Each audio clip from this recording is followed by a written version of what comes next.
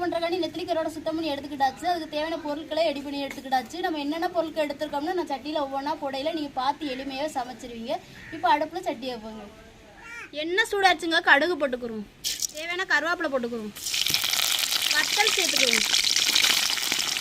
இன்னும் இந்த எண்ணெயிலேயே கருவேப்பிலை வத்தல்லாம் நல்லா பொன்னிறமாக வந்துருச்சு. வெட்டி வச்ச வெங்காயத்தை எண்ணெயிலே வதக்கி எடுத்துக்கிறோம். வெங்காயம் இந்த எண்ணெயிலே வதங்கி வந்துருச்சு. நம்ம வெட்டி வச்ச தக்காளியும் கத்திரிக்காயும் இந்த எண்ணெயிலே வதக்கி எடுத்துக்கிறோங்க.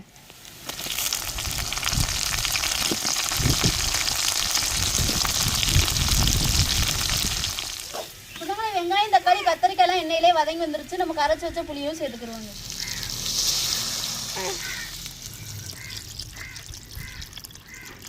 சொந்தங்களை புளி ஊற்றி கத்திரிக்காய் நல்லாவே நம்மளுக்கு கொதிச்சு வந்துருச்சு. சுத்தம் பண்ணி வச்சிருக்க நெத்திலி கருவாடை சேர்த்துக்கிறோம்.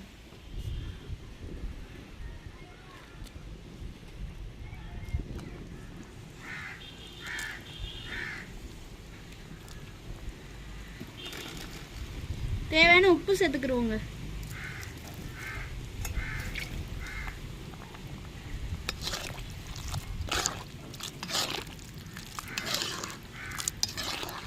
நல்லா கொஞ்சம் நேரம் அடுப்பில் கிடந்து நம்ம கொஞ்சம் நேரம் வத்தி வரட்டும்.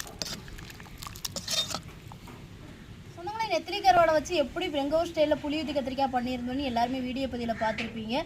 மசாலா பொடி எதுவுமே தேவையில்லை. எளிமையாக சமைச்சு ருசியாகவே சாப்பிட்றலாம். நீங்களும் ஒரு முறை அந்த சமையலை பார்த்து சாப்பிட்டு பாருங்கள். வேறு லெவலில் இருக்கும் சொந்தங்களே. இப்போ நம்மளுக்கு புளி ஊற்றி கத்திரிக்காய் ரெடி பண்ணியாச்சு. இறக்கி வச்சுக்கிறோம்.